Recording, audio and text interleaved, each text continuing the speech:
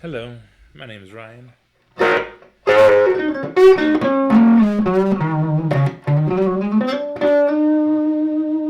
of botched that, didn't I? Anyways, I want to go over like how I sanded this down, but first I want to just say thank you to K's Cars. This channel is such a helpful resource this weekend.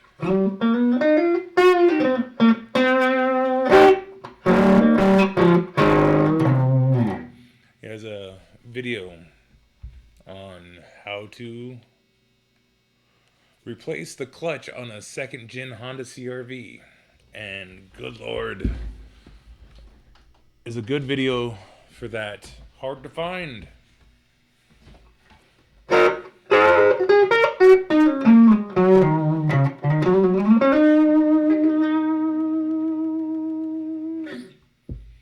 Like, very hard to find. You find a lot of elements and Civics and stuff, but a 2005 Honda CRV all-wheel drive with manual clutch replacement video is difficult.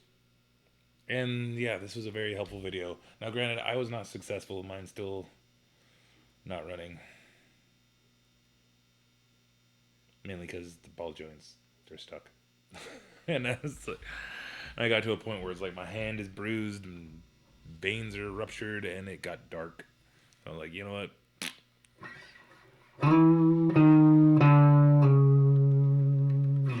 Just get a rental car.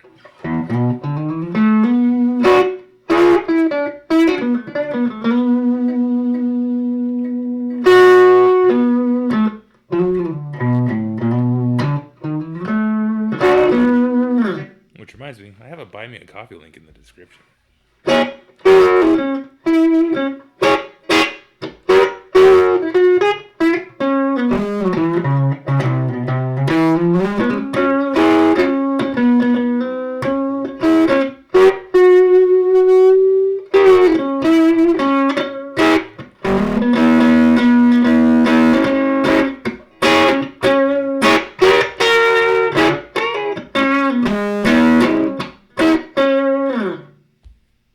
Oh yeah, still no pots or switches.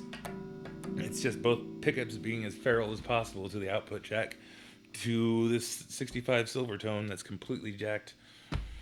It's missing one of the 12AX7s. Yeah, volume and tone all the way up.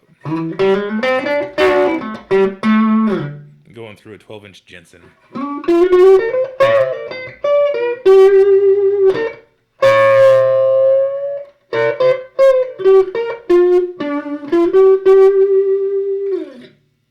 Now, back to the talking about this Temu Old Black copy that I have here. And so I was asked to go into more detail about how I sanded it down. I stripped it of all its parts, and then I put it on my kitchen, or not my kitchen sink, my bathroom sink, and I used some 500 grit sandpaper. And it took like 3 to 5 hours to get it to this point. And then I realized halfway through that 250 grit works amazingly quick on the black, and then you transition to the 500 grit. So I would highly recommend 250 grit wet sand.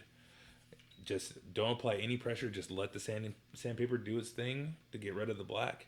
And then right when you start seeing the gold kind of pop through, switch to the 500 grit and just go to town on it. And then it's going to be cloudy afterwards. If you want to get rid of the swirl marks, go up higher grits. I stopped at 500 and I barely even worked out the 250s, so there's all kinds of weirdness. I am noticing that some of the areas that I had hit previously with the duster are starting to crack underneath. Like the gold is starting to crack, which is cool because it wasn't the lacquer I sprayed on afterwards. Then as far as like bringing up the luster again, I used Deft High Gloss lacquer. It's just a can I had laying around. And it's nice, like, and just to try to mess with it a bit, like I didn't wipe it off. I use the heat gun to dry it in between coats and try to get it, and then also like freeze it a bit in between coats, like just trying to mess with it as much as possible. Because yeah, I want this guitar to look like it's falling apart because somebody already put in the effort to make it look really beat up. It's just it's weird to see this amount of wear and tear and stuff on a guitar without weather checking. It throws my brain off.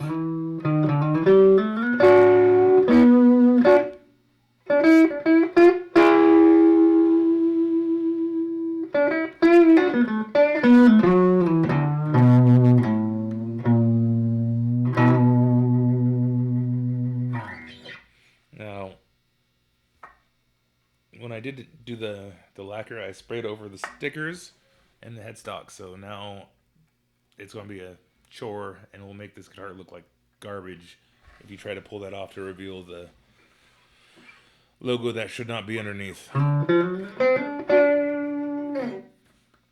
Now, part of me is still debating on whether or not to go straight string pull and just like fill in the holes, bring them in, and trim it.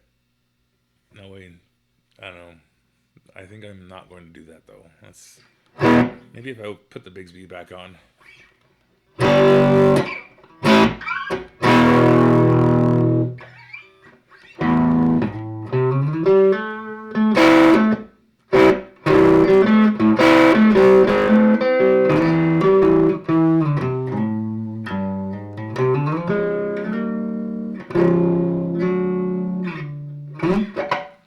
Alright, I think I'm falling apart now.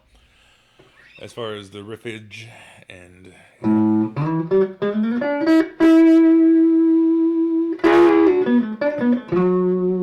if you like what you've heard so far, thank you. I appreciate that. You know, do a whole like, subscribe, comment.